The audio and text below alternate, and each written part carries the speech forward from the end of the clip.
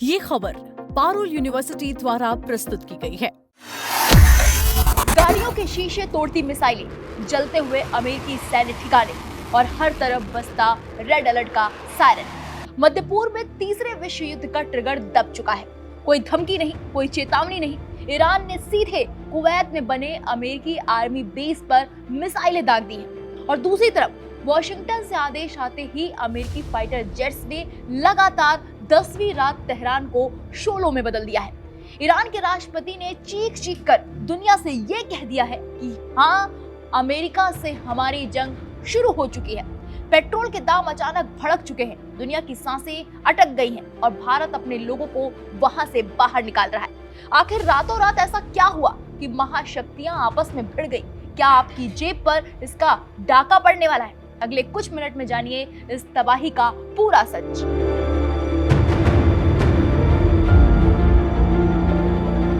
America और Iran आमने सामने आ चुके हैं। मिडिल ईस्ट यानी मध्य पूर्व से जो खबरें आ रही हैं वो पूरी दुनिया के लिए चिंता का विषय बन गई हैं।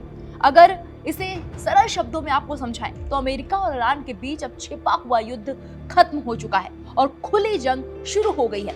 ईरान के राष्ट्रपति मसूद पेजेश्कियान ने खुद मीडिया के सामने आकर यह कह दिया है कि ईरान अब अमेरिका के साथ एक पूर्ण युद्ध यानी फुल स्केल वॉर में शामिल हो चुका है। अब हमें इस लड़ाई के नतीजों के लिए तैयार रहना होगा। सोचिए, किसी देश का राष्ट्रपति अगर खुलेआम युद्ध का ऐलान कर दे तो स्थिति कितनी गंभीर होगी। लेकिन सवाल यह है कि अचानक ऐसा हुआ क्या कि मिसाइलें चलने लगी। तो चलिए कहानी की शुरुआत करते हैं 21 जुलाई की सुबह से। ईरानी सेना ने अचानक कुवैत में स्थित अमेरिकी सैन्य अड्डे कैंप आरिफजान पर कई सतह पर मार करने वाली मिसाइलों से हमला बोल दिया। ईरान की सरकारी न्यूज एजेंसी IRNA के मुताबिक इस हमले का सीधा निशाना अमेरिकी सेना के हिमर्स मिसाइल प्रणाली थी।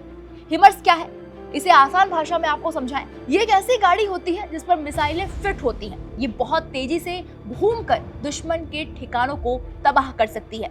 ईरान का दावा है कि उन्होंने इस हमले में अमेरिकी सेना की मिसाइल ताकत को भारी नुकसान पहुंचाया है। कैंप आरिफजान कोई छोटा मोटा अड्डा नहीं है। ये कुवैत सिटी के दक्षिण में स्थित अमेरिका का बहुत बड़ा बेस है, जहां उनकी एयरफोर्स, नेवी और मरीन कोर सब तैनात रहते हैं। इस हमले के बाद पूरे कुवैत में हड़कंप मचा हुआ है। हवाई अलर्ट जारी कर दिया गया है और कुवैत ने अपनी एयर डिफेंस प्रणालियों को एक्टिव कर दिया है। अब आप सोच रहे होंगे कि क्या अमेरिका इन सब के बदले चुप बैठा रहा? तो जवाब है बिल्कुल नहीं। यूएस सेंट्रल कमांड यानी कि यूएस सेंटकॉम ने आधिकारिक जानकारी दी है कि राष्ट्रपति के आदेश पर उन्होंने ईरान पर हमले का नया दौर शुरू कर दिया। और हैरान करने वाली बात यह है कि ये लगातार 10वीं रात थी जब अमेरिकी फाइटर जेट्स और मिसाइलें ईरान के ठिकानों पर गिरी। अमेरिका ये सब क्यों कर रहा है? इसके पीछे सबसे बड़ी वजह यह है होर्मुज जलडमरूमत यानी कि स्ट्रेट ऑफ हॉर्मुज। ये आप सभी अच्छे से जानते हैं कि होर्मुज समुद्र का एक बहुत ही संकरा और पतला रास्ता है, जहां से दुनिया का सबसे ज्यादा कच्चा तेल यानी क्रूड ऑयल जहाजों के जरिए एक देश से दूसरे देश जाता है। ईरान ने इस रास्ते को एक तरह से ब्लॉक कर दिया है और कॉमर्शियल जहाजों पर हमले कर रहा है। अमेरिका का कहना है कि वो इस रास्ते को फिर से खोलने और अपनी सेना का बदला लेने के लिए ईरान के सैन्य ठिकानों को तबाह कर रहा है। जी हाँ, बदला, क्योंकि ईरान के हमलों में एक अमेरिकी सैनिक की मौत हो चुकी है और ईरान ने अमेरिका के साथियों कुवैत, जॉर्डन और बहरीन पर भी मिसाइलें दागी हैं। बहरीन वही जगह है जहां अमेरिकी नौसेना का 5वां बेड़ा यानी कि 5th फ्लीट तैनात है। जैसे ही ये जंग फिर से भड़की, अंतर्राष्ट्रीय बाजार में कच्चे तेल की कीमतें 3% बढ़कर $90 प्रति बैरल तक पहुंच गई हैं। अमेरिका के अंदर खुद पेट्रोल महंगा हो गया है और $4 प्रति गैलन बिकने लगा है। अमेरिका में नवंबर में मिड टर्म इलेक्शंस होने वाले हैं। तेल महंगा होने से अमेरिकी जनता भड़क रही है और इसका पूरा दबाव राष्ट्रपति डोनाल्ड ट्रंप पर आ गया है। लेकिन इसी बीच एक ट्विस्ट आया है। द न्यूयॉर्क टाइम्स की एक रिपोर्ट के मुताबिक दोनों देश अंदर ही अंदर शांति वार्ता यानी पीस टॉक्स की कोशिश भी कर रहे हैं। ईरान के विदेश मंत्रालय के प्रवक्ता इस्माइल बघाई ने कहा है कि हमें तनाव कम करने के लिए कुछ सुझाव मिले हैं। वहीं अमेरिका के विदेश मंत्री मार्को रूबियो ने भी कहा है कि अगर बातचीत का दरवाजा खुलता है तो हम स्वागत करेंगे, लेकिन ईरान को अपना रवैया सुधारना होगा। तो क्या बातचीत से मामला सुलझ जाएगा? ये कहना फिलहाल अभी बहुत ही मुश्किल है।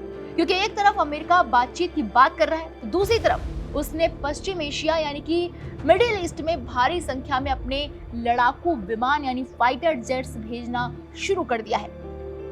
यानी अमेरिका किसी भी बड़ी जंग के लिए पूरी तैयारी रख रहा है। दूसरी तरफ हालात इतने बिगड़ चुके हैं कि भारत समेत दुनिया के कई देशों ने अपने नागरिकों को मध्य पूर्व तुरंत छोड़ने या सतर्क रहने की एडवाइजरी जारी कर दी है।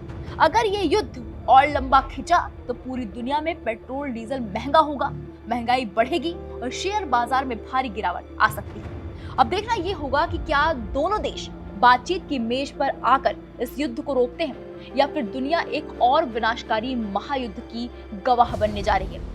आपकी इस पूरी जंग पर क्या राय है? क्या अमेरिका को इस लड़ाई से पीछे हट जाना चाहिए या ईरान को सबक सिखाना जरूरी है या फिर ईरान को पीछे हट जाना चाहिए? अपनी राय हमें कमेंट बॉक्स में जाकर जरूर बताइएगा। बाकी बड़ी खबरों के लिए आप देखते रहिए दैनिक जागरण न्यूज। नमस्कार।